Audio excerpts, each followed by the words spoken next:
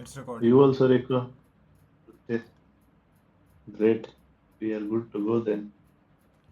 So please join my stream. Can you all see my screen?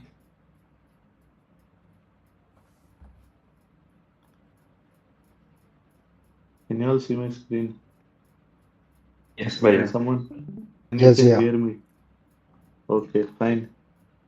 So if you have questions, ask them in the middle, because otherwise, towards the end, even I'll lose track of what and all is covered, right? So ask them in the beginning itself.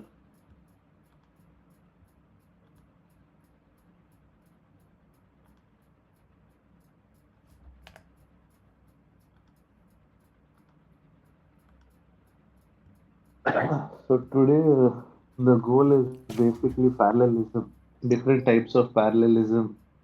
There are three types. One is parallelism inside the assembly instructions, which is subword parallelism. Then there is parallelism between the instructions, which is instruction level parallelism. And finally, there is parallelism at the hardware level and compiler level and beyond, which is software level and hardware level parallelism. So subword parallelism is something that your compiler exploits. Instruction level parallelism is something that your hardware exploits, and the final level is something that you have to code explicitly for. So, just before this last time, I realized that I didn't really cover instruction sets so thoroughly. So, the instruction set architecture is the combination of instructions that a computer supports. So basically, ARM has its own set of instructions, add, move, subdivide instructions, while x86 has its own set of instructions, RISC-V has its own set of instructions. So many aspects are common, and early computers had very simple instruction sets, and modern day also we have very simple instruction sets. Basically, instruction sets can be complicated also, but what really depends is on the end of the day is how many of those instructions you use, and that is going to be very interesting to look at. So, first level, you have the arithmetic operations, which is to add, subtract numbers. So, add ABC will uh, mean that you add the sum of B plus C to A. That's the assembly line. So, if you have to do F is equal to G plus H minus I plus J, you will do it this way. Add T0,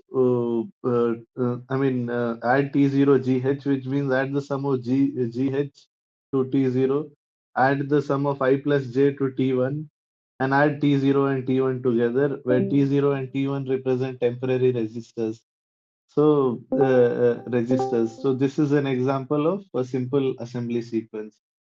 So arithmetic instructions use register operations. So register operations as in instructions that register is the memory inside the CPU. So the CPU itself has registers. I think MIPS has 32 into 32-bit registers, as in each register is 4 bytes wide. It can store a max of a 32-bit number in binary. So 2 power 32 in decimals for you, and it has 32 of those registers. So early on in programming languages like C, it was possible to manipulate the register file, or to manipulate the registers directly by using the register keyword in C. The register keyword in C is still supported by the C compiler. Like, it will not stop you from typing that like word like register int A or something, but the compiler will most likely ignore it, because the problem of what data needs to be stored in registers versus what data should not be stored in registers is something known as register allocation. And register allocation is such a complicated problem that it involves algorithms like graph coloring from graph theory, and it's a whole field of study. But needless to say, register allocation is something that human beings no longer do on their own. The compiler and your hardware together, they take care of the register allocation, uh, and you assume that the compiler will do a better job than human beings at allocating registers. So modern day C compilers, even if you use the register keyword, it is going to just ignore your suggestion and it will do whatever it wants to anyway. So registers T0 to T9 represent temporary values, S0 to S7 represent saved variables. These are just labels. All of the registers do the same thing because they're general purpose registers. So, so the main memory which is there, which is your RAM, that's used for composite data like array structures, dynamic data. To apply arithmetic operations on stuff like arrays and all that, you have to load the values from the memory into register, which is your load store instructions. So you have to first load and then you have to store it after doing the computation. So memory is addressed by the byte in MIPS. So in MIPS it is byte addressed, but not all memory is byte addressed.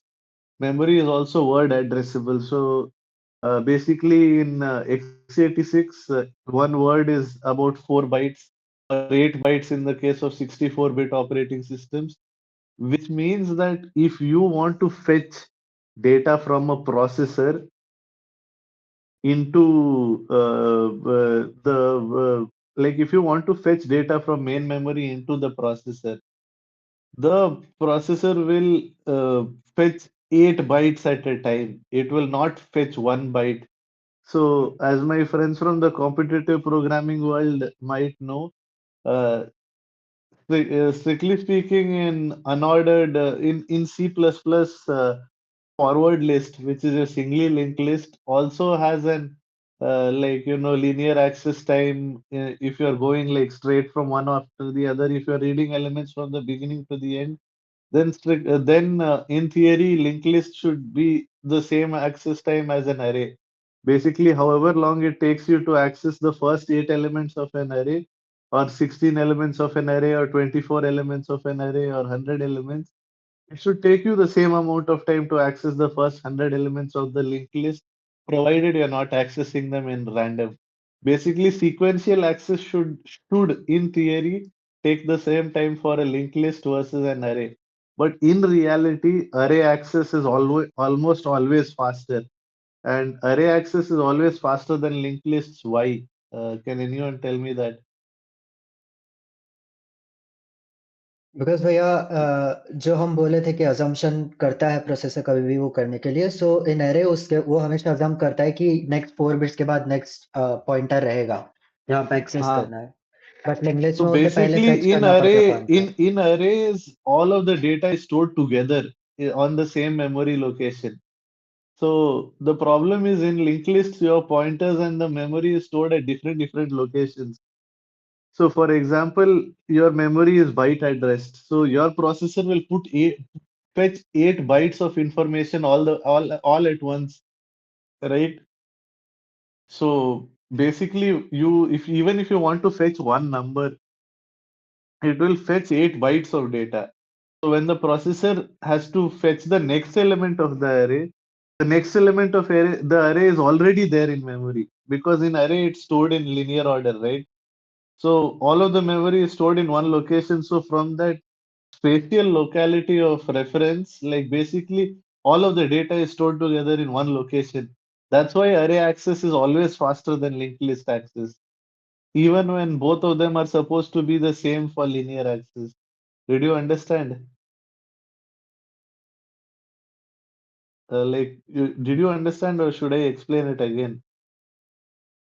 थोड़ा सा Understood, समझ में Bhaira. आया Yeah, समझ में आ गया okay. भैया Yeah, so basically words are aligned in memory. So when your processor is pulling more than 1 byte at a time, it's the word addressed memory. So 1 byte is called byte addressed memory, more than 1 byte is called word addressed memory.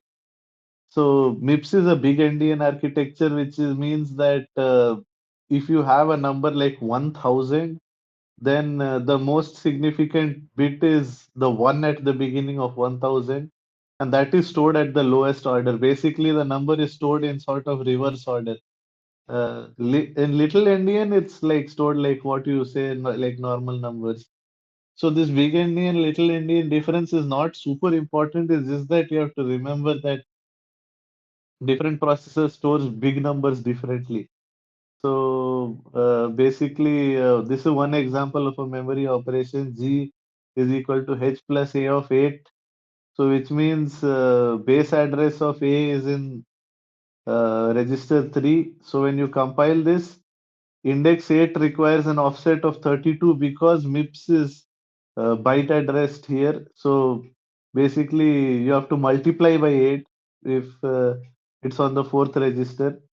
So these are all just examples, but yeah, you have to remember that registers are faster to access than memory. Registers are even faster than cache memory. Register access takes something like 0.1 nanoseconds, 0.2 nanoseconds, whereas cache memory takes between 1 to 10 nanoseconds. Operating on memory data structures requires load and stores. This means more instructions to be executed. So compiler should ideally use as registers as much as possible. Basically, ideally you want to do all the operations on registers because the registers are right in the CPU and accessing them is super fast. You should only spill to memory for less frequently used variables. So this is why register optimization is very important. So we already spoke about the register allocation problem. So spilling to memory means when some data does not fit inside the register or the data is not there in the register, you have to go get it from main memory. That's called spilling. So immediate operands are there, which means instead of like adding two registers, you add one register and one number.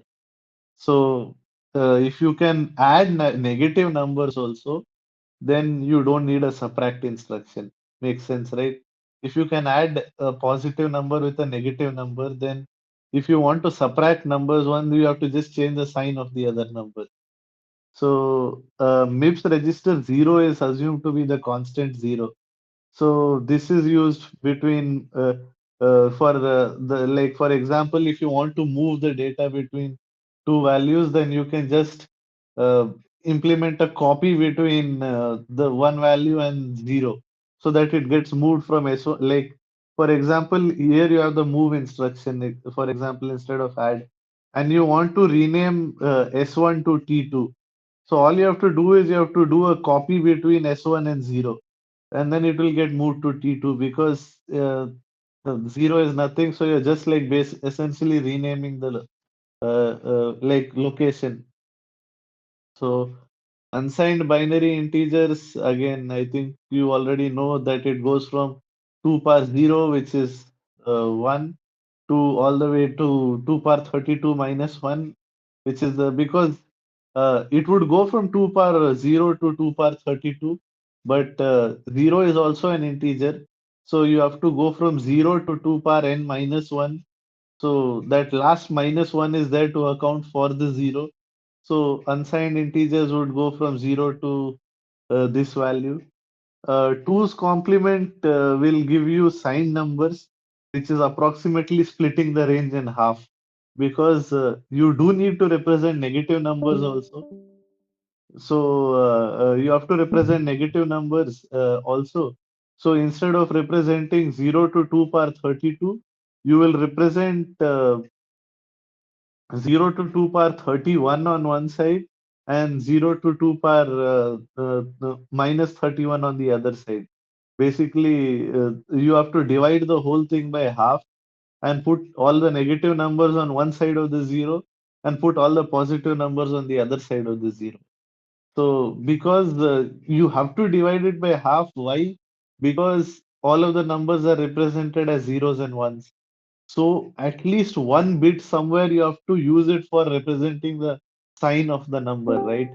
Otherwise, if you have only zeros and ones, and I tell you that you have to be able to differentiate between negative numbers and positive numbers, you have to do that somehow, right? So what you do is you can use a convention that the last bit, as in the greatest magnitude bit, like the very first one, uh, like if you have 1 0 0 0 0 0, that one, the one at the beginning will represent the sign. So bit number 31 is the sign bit. It is 1 for negative numbers, and if it is 0 for non-negative numbers. So for example, in 2's complement notation, 0 would be represented as 0 0 0 0 0 with 32 zeros, and minus 1 would be represented by 32 ones. So the most negative number would be just 1 followed by 31 zeros, and the most positive number would be a 0 followed by 31 ones. So you split the range in half because you're using one of the 32 bits to represent signs, but with that, what you've gained is the ability to represent negative numbers. So, because again, computers have only zeros and ones, they have no concept of mathematical signs like plus and minus. So, MIPS has some instructions. Add immediate, which is to add the value of a register to a number, like we discussed before. If you're adding two registers, then you have registers obviously, but add I is to add say the number 4 to a register value. This is useful if you have to calculate the position of some instruction from one instruction. So like let's say that you know that you want to access the next element of the array and the array has integers. So you have to look 32 bits away. So you have to add 32 to your current memory location. You don't have to add the register 32, you have to add the static number 32. So for stuff like that, adding immediate is important. LB and LH, load half, store half. So this is if you have very big words that don't fit. Obviously, you can write Python programs that output numbers that are bigger than 2 power 32 or 2 power 64 also. So how will you handle that kind of arithmetic, right? So you have load lower half and upper half, which allow you to basically split a number into two and then do math on the either halves separately. B EQ and BNE, which is branch on equal and branch on not equal. So this is the assembly instruction that's used for implementing loops. Branch on equal means that go to the branch statement if the number is equal, if the condition hits. Branch on not equal is the opposite. Go to the branch statement if the numbers are not equal. Notice that there's no greater than or lesser than. It's just equal and not equal. This is by design. So instructions are encoded in binary. Again, we discussed this yesterday. So the R format is there, which is the op field, RS field, RT field, RD field, shift amount field, and function field. So operation represents which operation you're doing. So for example, addition is 0. So like here, let's see the instruction add 0. So here we are going below assembly, we're going into raw binary strings. So how is the instruction add S1 and S2 register to the value T0 represented? You have op field. So the op field for addition is 0, just 6 zeros. S1 is represented by the number 17. S2 is represented by the number 18. T0 is represented by the number 8. Shift amount for this is 0 and the function is add. So all of this string of zeros and ones on MIPS, if you just have this raw string of zeros and ones, this will add S1 and S2's register to T0. So this is how the computer basically executes assembly instructions. Then you have hexadecimal. Again, I don't need to tell you what is this 0 to 9 is all the same. And then you have A to F. Uh, then you have I format instructions where you have an address, but if the here you have only like 5 bits for the address, right? So 5 bits is very less. 5 bits is 2 power 5, which is 32. But if you have to have an address that is big, so you can combine the last two, three fields. So here you have 5, 5, and 6, right? RD, shift amount, and function. You combine these three fields into one constant or address field, which is 16 bits long, which allows you to address basically minus 2 power 15 to 2 power 15 plus 1. Again, where to represent negative numbers, we are splitting it in half. If you have unsigned integers, you can go all the way till 2 power 16. So basically, this sort of breaks one design principle. In MIPS, we want all instructions to look like this, right? Like you have one instruction, then you have three registers. So four format instructions. So here this is not a 4 format instruction. Now this is having like 1, 2, 3, 4 like this is basically encoded differently now from the remaining, but you have to do it because you have to allow for certain things, like you have to make a compromise. So basically, all modern day computers are based on two architectures. One is something known as the Harvard architecture, and the other is something known as the von Neumann architecture. Has anyone heard of these two terms before? Harvard architecture and von Neumann architecture, and what they represent? Yes, Anyone? Bhaiya. Yeah, okay, then tell me what it means. Bhaiya, it's basically like we have address buses. They separate like Harvard architecture. It's like you have separate data bus and memory bus, so that in one no, actually they have single one, but you can only do one read or write. You can either bring So, the memory. yeah. So Uh, basically, the problem with early day computers or while designing a computer is you have to figure out one thing, that you have two types of information. One type of information is the instruction that you have to perform, which is add, subtract, multiply, divide, load, store, whatever.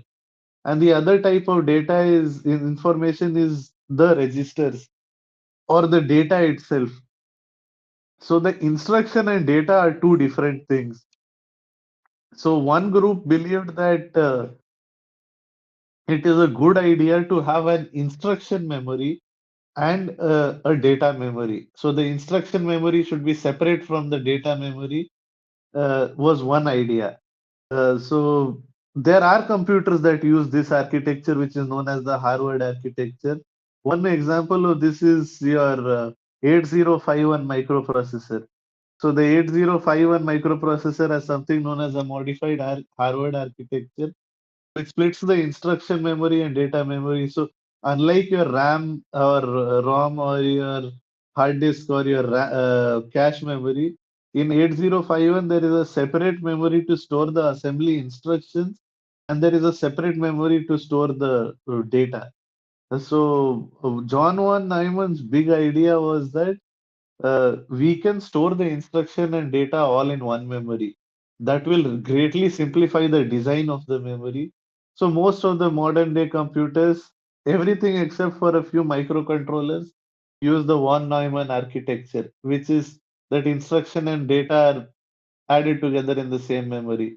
So basically, this is the concept of the stored program computer, where you have one processor, and you have a memory that stores everything. It stores accounting programs to editors, to the compiler, to your data, to the source code. Everything is stored in one place.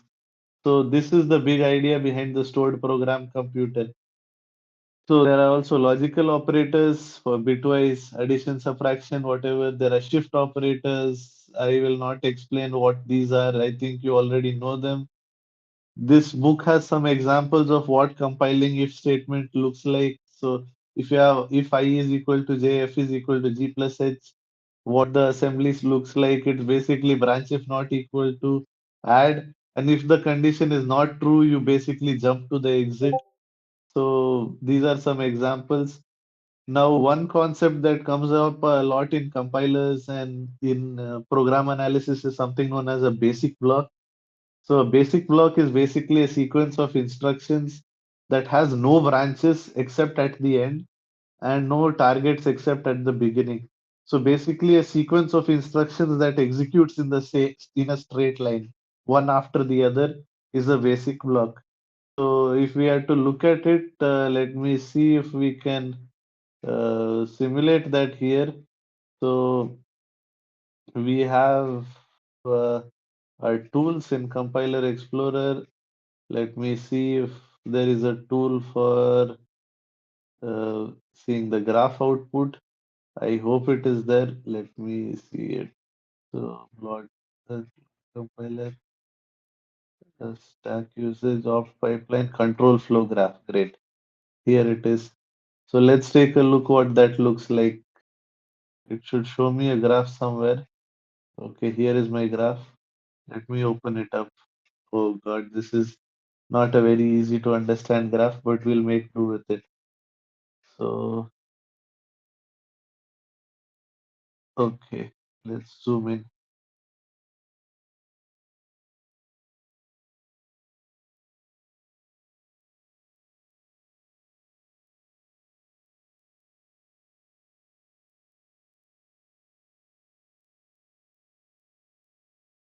This thing's UI is messed up, but okay, fine. Okay, you guys can see enough to make a judgment now. So here is the main function. So LEA is load effective address, move, call, move, whatever. And then there's all of this stuff that's happening at the bottom. So let me scroll down here a bit. Okay, I'll see if I can just download this PNG or something. That would make it easy to understand. Okay, that's done. Let's open that up.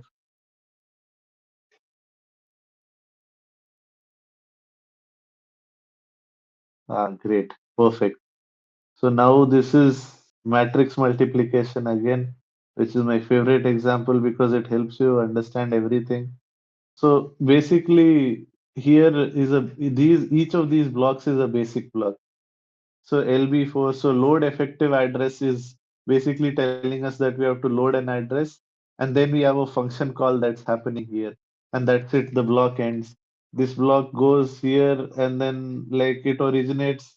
There is a branch over here, so which is a jump, conditional jump, and that happens. So here you can see again there is some vector addition happening. There's a move happening. There's an XOR happening. So basically, the entire program is broken into blocks.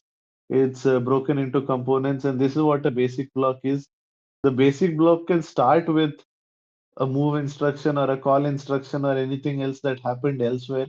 But after that, all of the instructions should end in a line, except for the last instruction, which can be a jump or it has to be either a jump or a function call or something.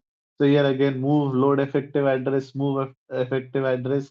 Here you can see that the processor is 32-bit because of the way it's adding numbers. RSP 32 plus 64 plus 128. Here you have a call to std vector where the vector data type is getting declared. You have move, you have test, and then you have the jump instruction which is jumping. So this dot lbb under 0_14 is the identifier. So you can see this basic block is named dot lbb 0_11. So this is the idea behind basic blocks. So this basic block concept is very important because the way you order these basic blocks and the operations that you do on them, that determines what kind of operations you can do. So you can why don't you have a branch on less than, branch on greater than? Because hardware for comparing is slower than checking equality. So you don't need to do this as long as you have increment instructions and instructions to check if values are equal and not equal. That is faster. So there are no, so there is, you don't need a lesser than or greater than instruction. So CPUs don't even have a concept of a number being lesser than or greater than something for MIPS. They just check if the value is equal or not. So then you have signed versus unsigned numbers, store lower than unsigned. So if you know that your integer is going to be unsigned, I think even in C and C++, you can declare unsigned integers to take advantage of that fact. So procedure calls, how do procedure calls happen? If you have a function, how do those function calls happen? So you're calling one function from another function somewhere, right? So first you have to place the parameters in the register. Then you have to transfer the control to the procedure. Then you have to get the storage for the procedure. You have to then do the whatever that procedure's operations are, place the result in a register and return to the place of call. So for this, there are special purpose registers in MIPS. Again, I will not go too much into this. You can work through it. There are leaf procedures and non-leaf procedures. In simple terms, all this means is any function that does not call another function at the end is a leaf function, and any function that calls another function somewhere is not a leaf function. So your main is typically never a leaf function because your main will call other functions. But like if you have a factorial function that you're calling from main, and that factorial function is not calling anything else, the factorial function is the leaf procedure. So this is what the assembly for that looks like. And one important concept that comes across a lot in interviews and stuff is the memory layout. Basically, once you are running a program, like you have taken a C program, a C++ program, you have compiled and you have executed it, what happens from there, right? How does that program actually look inside the RAM? So this is like a very important concept. So basically, it's represented by something known as a memory layout. So this memory layout, there are different concepts in different OSs. There's concepts like executable Linux format, the ELF format. There's the dwarf format. In Windows also there are executables, but basically there are 4 5 things that are common everywhere. The lowermost is a reserved section. Then you have something known as the text section, which is the section where the code is actually stored. So, which the code, as in the exact instructions, assembly instructions, or executable instructions that your program has. Then you have a static data segment. So, static data is your global variables. So, like if you declare something as static int a, or you declare a variable that whose value is not going to change or something like that, then that is in the static area. In the dynamic section, you have all of the data that's allocated at runtime. So, like you do malloc in C or you do vector int something in C++. So that is for data that you'll allocate in runtime. The size of that array can grow and shrink. So that is stored in the dynamic data heap section. And there's also a stack section. Stack sections are used for storing temporary program variables. So if you have function pointers or some data that is valid only inside the scope of a function, all of those temporary stack variables are stored in the stack section. So one good questions that can arise here is where are global variables stored? Where are static variables stored? Where are like which part of this is what kind of variables can even be stored in the code section? For example, I declare a variable as const. So that const variable is going to stay constant, right? It's pretty much not going to change. So const variable can even be stored in the text section. So that's this is the memory layout of a program, and as you can see, there are two arrows growing here. One is the stack is growing downward, and the dynamic data, which is the heap, which is growing upwards. Does anyone know why these two are pointing in the opposite direction? Why both of them are pointing towards each other?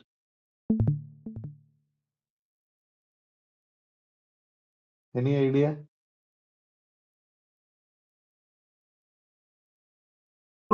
Bhaiya, because stack grows downwards and heap grows upwards. But Like why? Why? There has to be a so reason that for that, right? so the whole memory location is effectively utilized. Correct. So that's the basic idea here. Basically, think that the problem is that you don't know how big the heap is going to be or how big the stack is going to be at runtime. If you have a recursive function, the stack might end up being very big. If you have a lot of dynamic memory allocation, the heap might end up becoming very big. So let's say that your memory here, you give an address from 0 to 7FFF, whatever. Let's ignore that. Let's just consider it from 0 to 100. Let's say that your static data text and whatever takes the first 50 bytes. So now you have two choices. You can either do something like start the stack at 50 and then end the stack at 75 and then start the heap at 75 and go all the way to 100.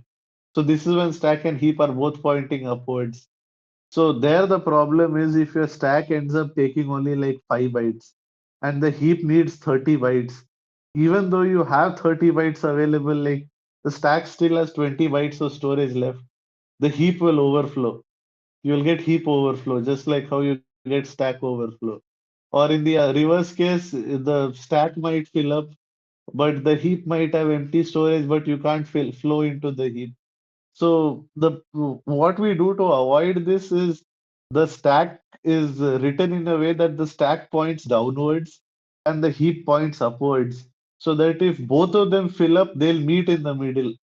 Like the last address of the greatest topmost address of the heap will point towards the bottommost address of the stack, and this will help like utilize your entire memory. So again, there's a lot of encoding that's done. ASCII represents 128 characters, whereas Unicode has support for all major languages in the world. I think all of this is again stuff that you don't need to know much. There's again constants. There is branch addressing, which is for addressing branches and how jumping works and how you branch very far away. So it's not very like, I mean, it is important, but it's stuff that you can learn on your own. So I leave that to you guys. It's left as an instruction to the reader.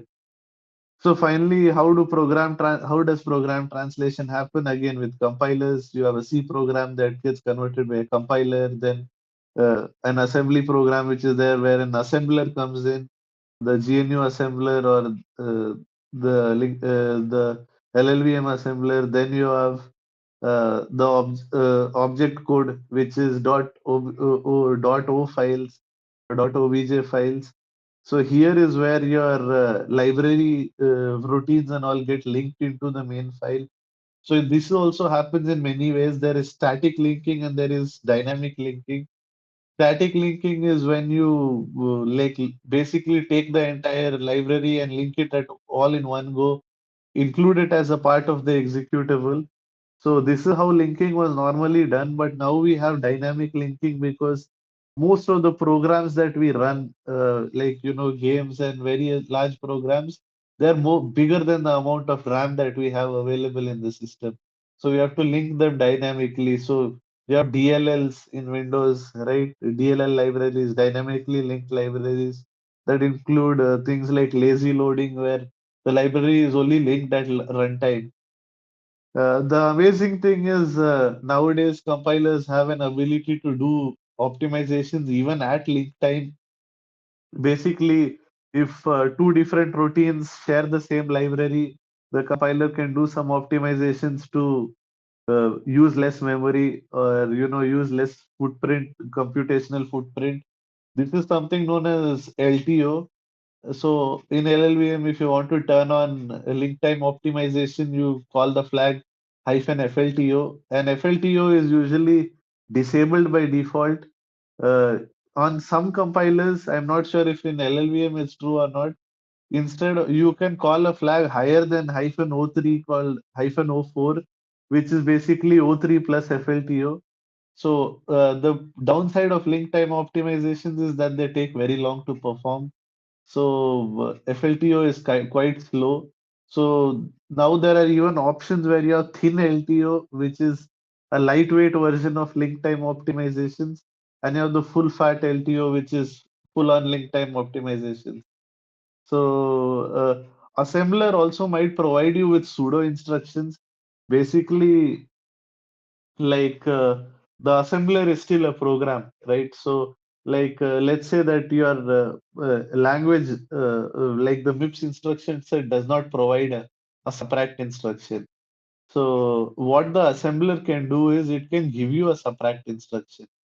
So the assembler will convert the subtract instruction that it sees into a negation of the second operand and add it together. So from your perspective, you can still write a compiler that outputs subtract instructions, and the assembler will convert it into like separate instructions. So for example, here assembler is basically giving you a move instruction.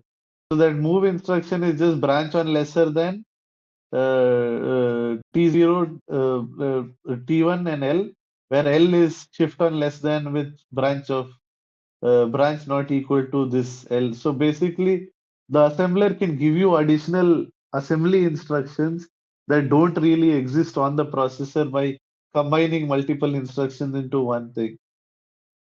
So the assembler or compiler can translate a program into machine instructions. They can provide information for building a complete program. So you have headers which describe the content of the object module. You have text, you have static data, relocation segment. So this is important because there is multiple ways to like load a program into memory, right? Like let's say that your memory is starting from address 0 and going all the way from to address 2 par 32.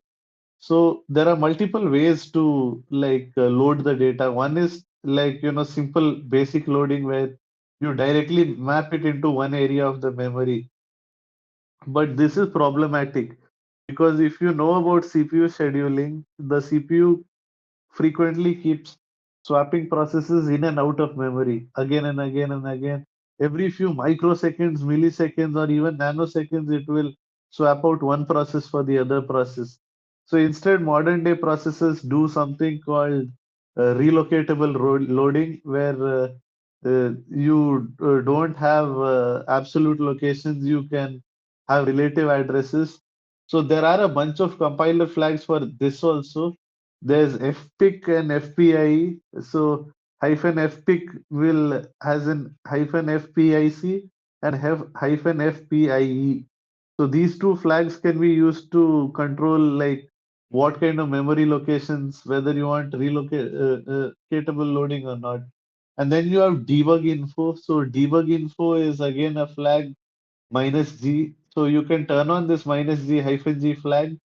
What this will do is it will tell the compiler to include more context. So like we can take an example, look at this again. Let's close this up. Let's close this also, and let's zoom into our program. So here we have again matrix multiplication, very basic example here. So you can see here that there is some assembly instructions, but assembly won't work here. So first let me turn on O0. Let me turn on emit LLVM. So hyphen O0 hyphen S hyphen emit LLVM. So I have gotten my LLVM IR.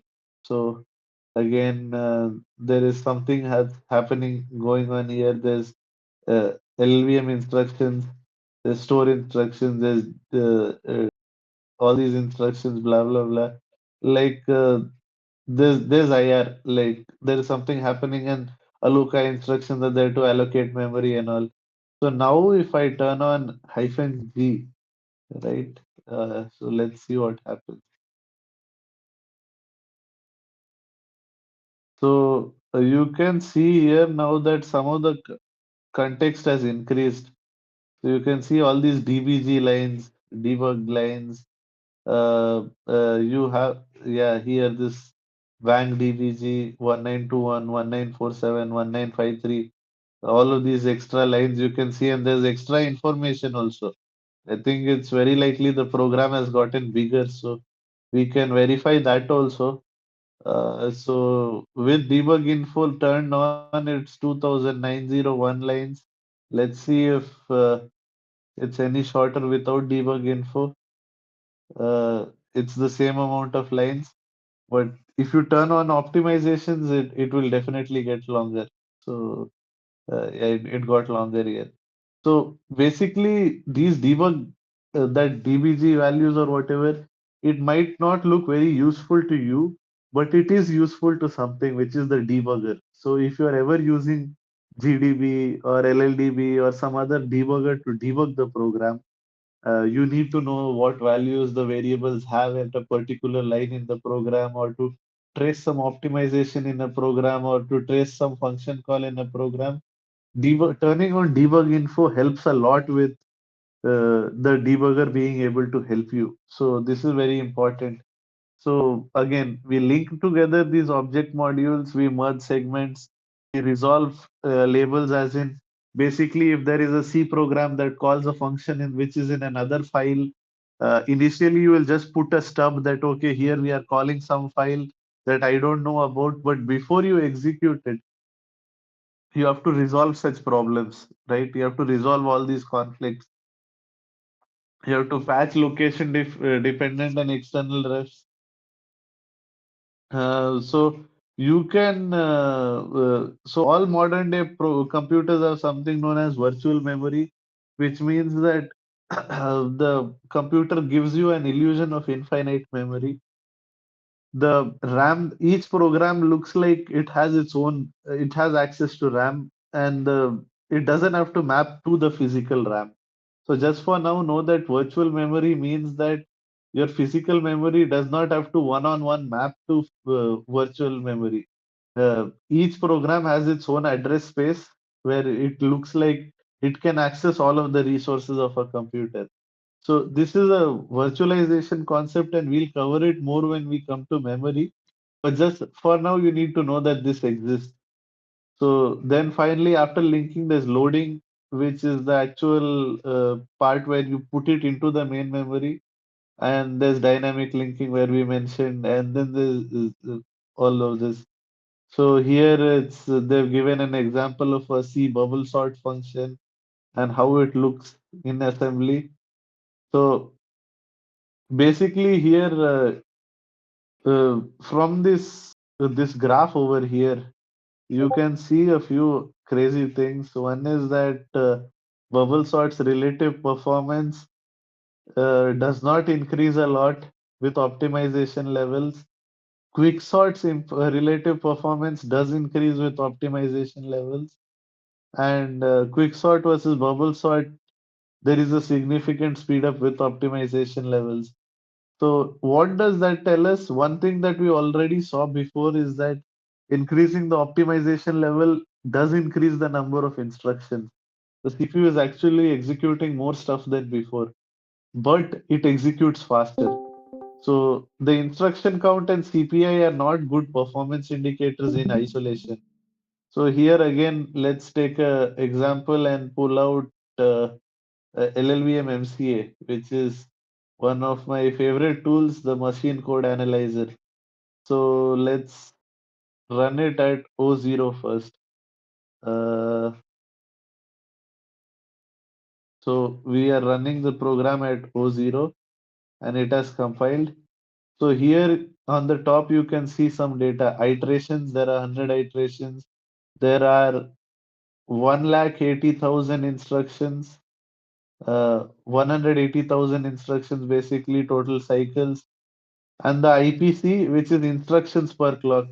So cycles per instruction would be when the IPC is less than 1.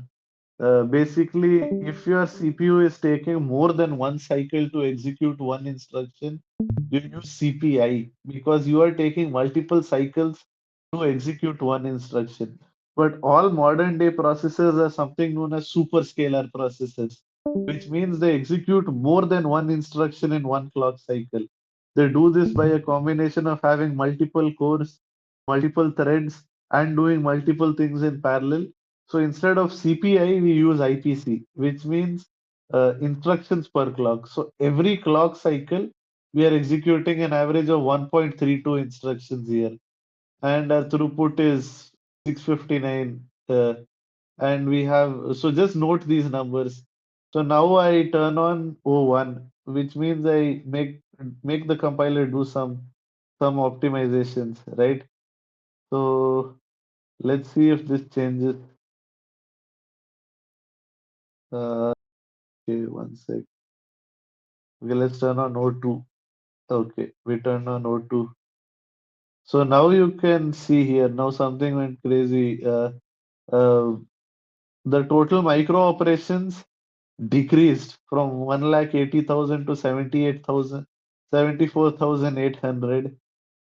Our IPC is 1.37 now. So we are executing like more instructions in parallel. And finally, with O3, actually, the number of instructions increased and the IPC went down. So in this particular example, increasing the optimization level did not make the program much faster. It blew up the size of the binary, which ironically made our program slower. So, like You can see, so basically, you cannot rely on just the number of instructions to conclude anything about the speed.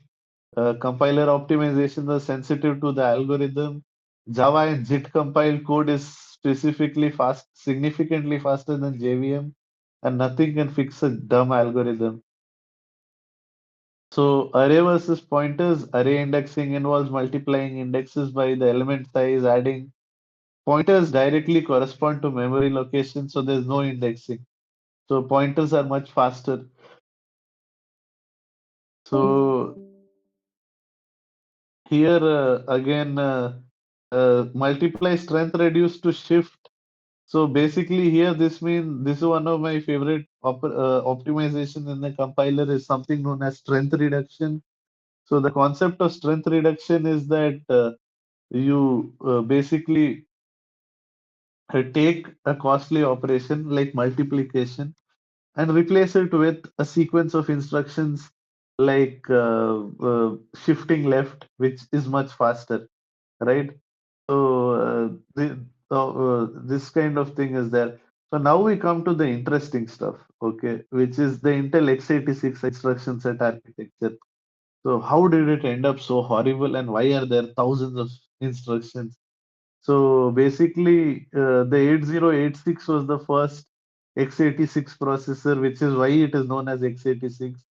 It was the first general purpose 16-bit computer in the market that used the CISC architecture, but it did not have support for floating point numbers. So in 2 years later, the 8087 coprocessor came out.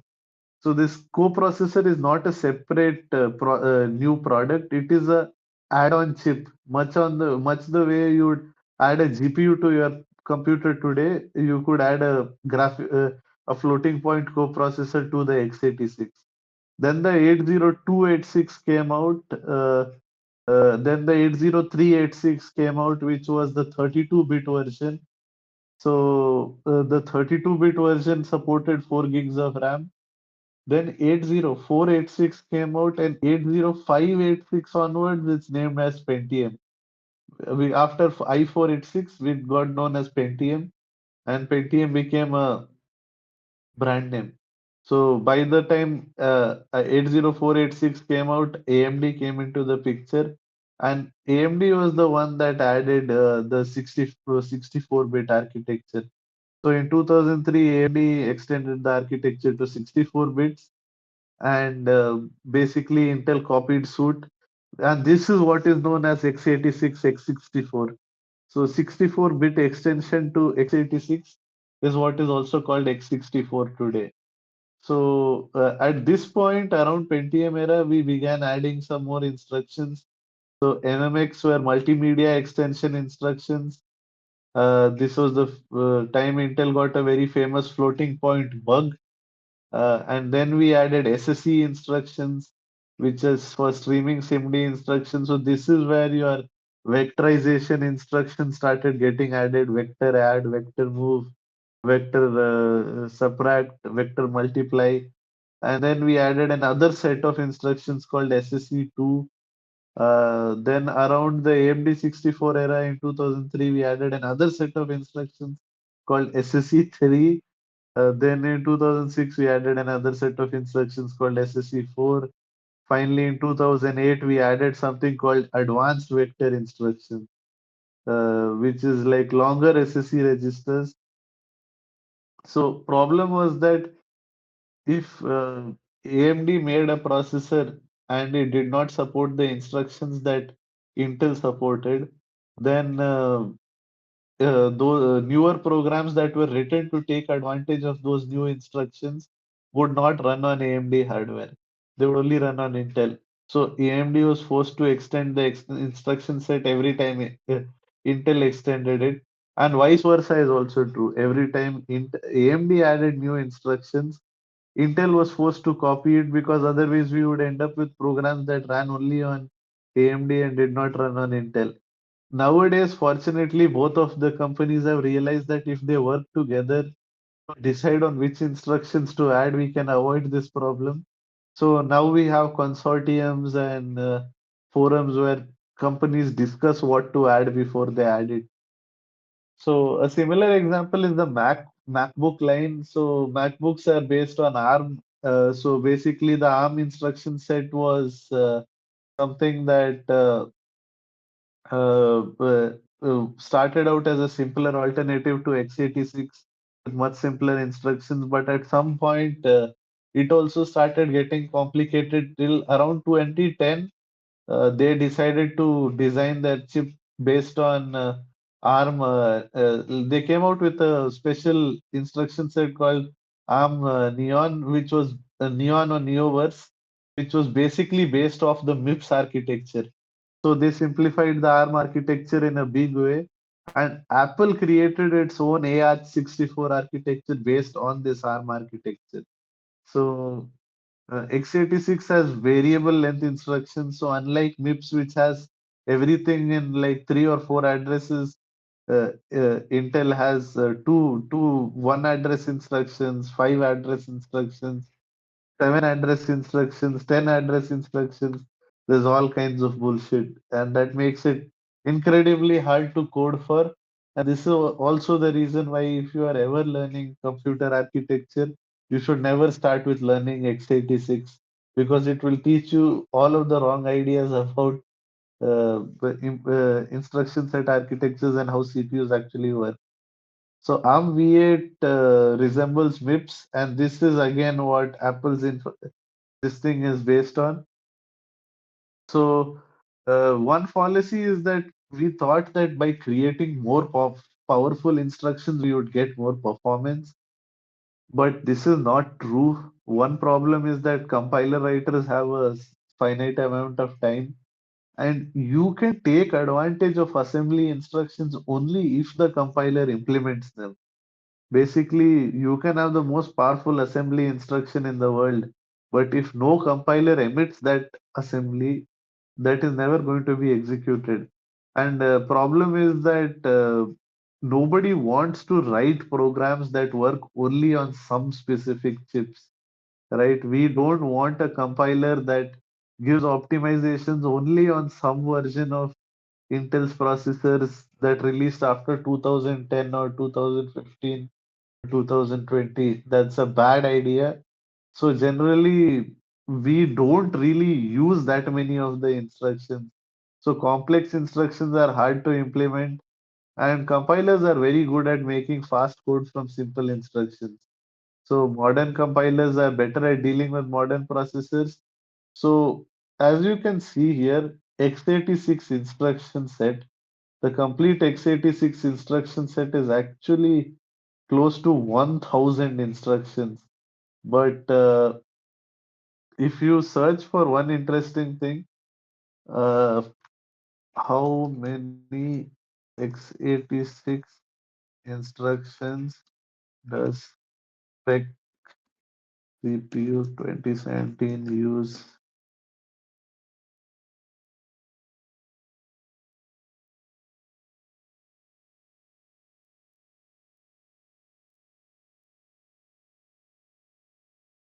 So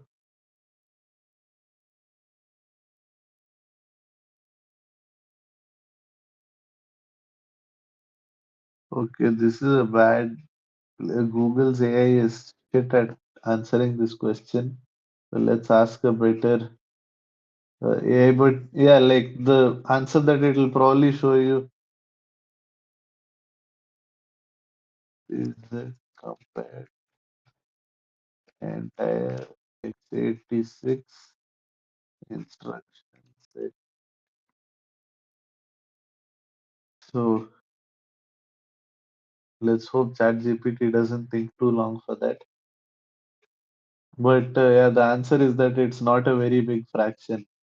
So this was a bad, like x86 taught us that having big instruction sets is stupid. Like you should not do it. So sequential words are not at sequential addresses. So basically, if you are like designing a data structure for a programming language, you have to remember that the programming language pulls 4 bytes at a time, not 1 byte at a time. So if you want to place blocks of memory next to each other, you have to increment by 4, not increment by 1. So simplicity favors regularity, smaller is faster, make the common case fast, good design demands good compromises. So again, all of this is just uh, how the hardware is designed for the processor. So again, I will not go too much into this floating point. So few things that you have to understand is that floating point math for processors.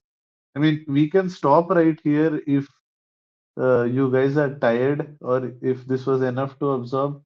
Otherwise, I am willing to carry on for another 20-25 minutes. So let's have a vote on that. If people are tired, we can stop here.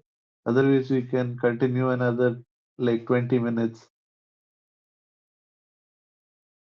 Anyone wants to stop, you can unmute and say that.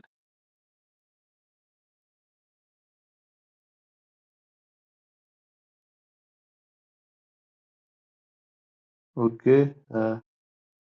So I take your silence to mean that everyone's okay with continuing, right? So, okay, there's some question in the chat. Okay, fine. Okay, fine. So you all are still listening, so let's carry on.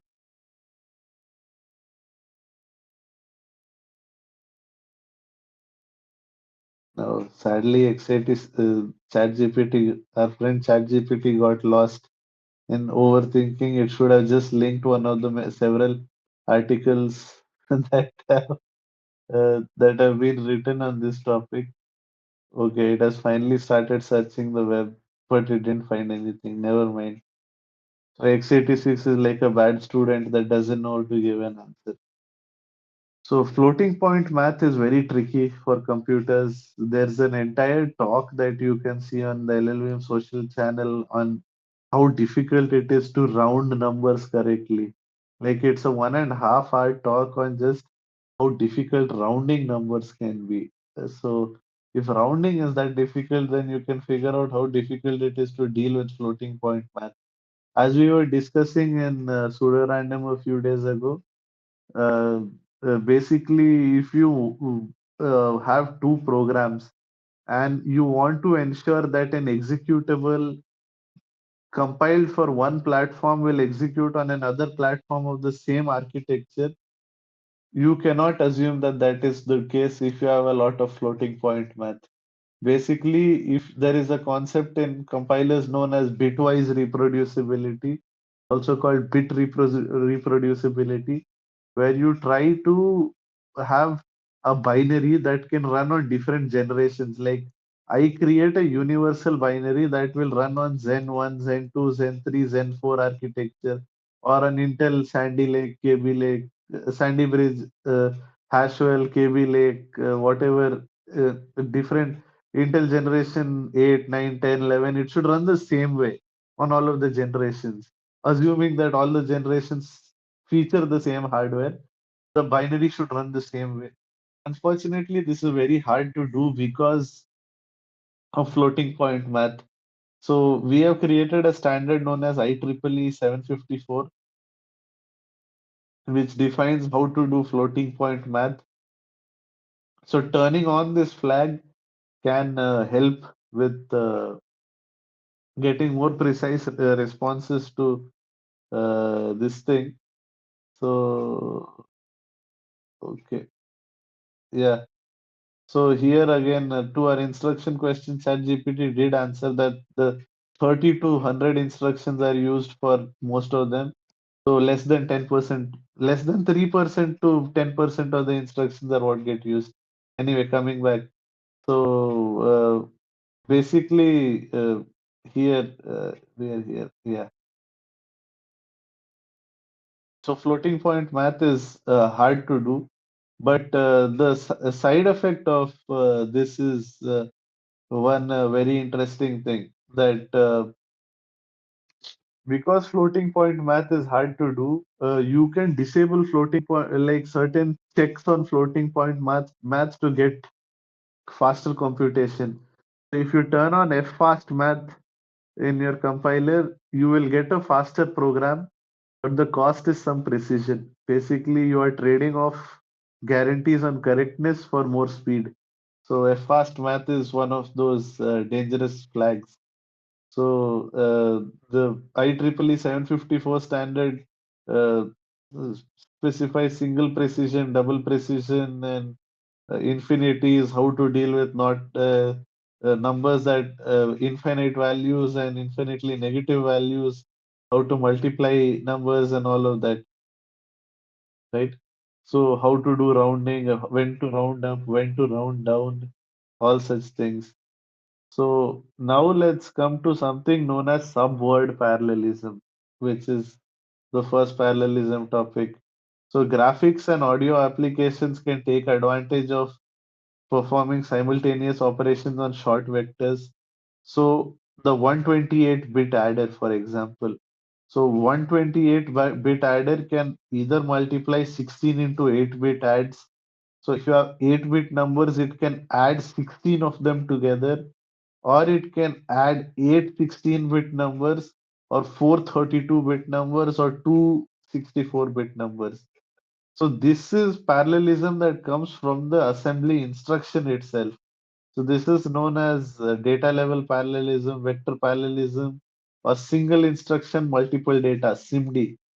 So x86 FP architecture was based on the 8087 coprocessor that we mentioned previously. So it's uh, here originally it was that we have 8 into 80-bit extended precision registers, so 80-bit registers that were using a push down stack, and then you are doing load store, but the result was that the floating point performance was very bad. So we created something called streaming SIMD extensions too.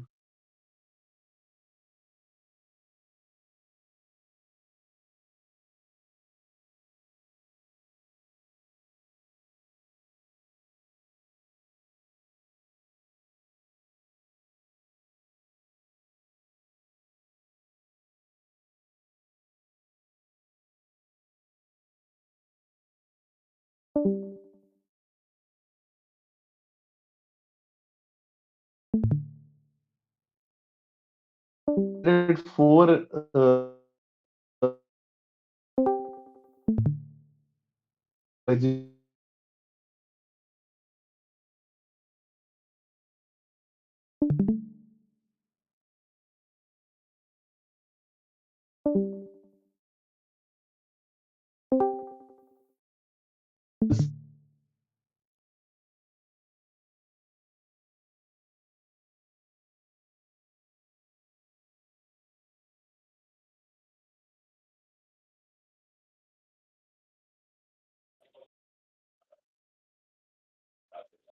Bhaiya, I think your net is a bit slow.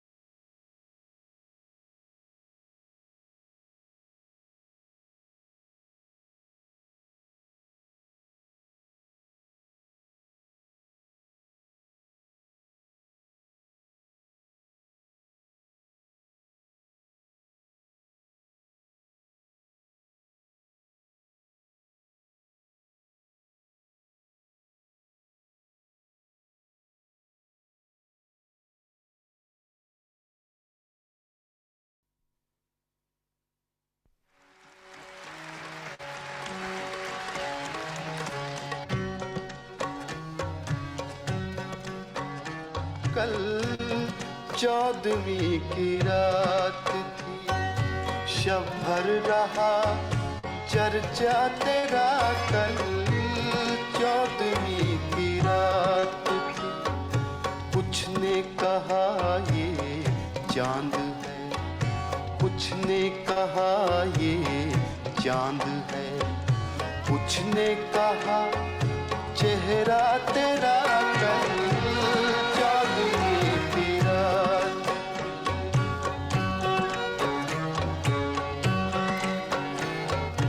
हम भी वहीं मौजूद थे,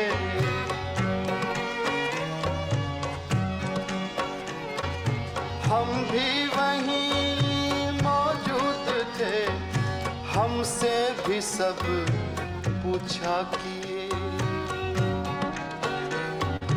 हम भी वहीं मौजूद थे, हमसे भी सब पूछा किए। हम हंस दिए, हम चुप रहे, हम हंस दिए, हम चुप रहे। मंजूर था पर्दा तेरा। कल 14वीं की रात, कल 14वीं की रात।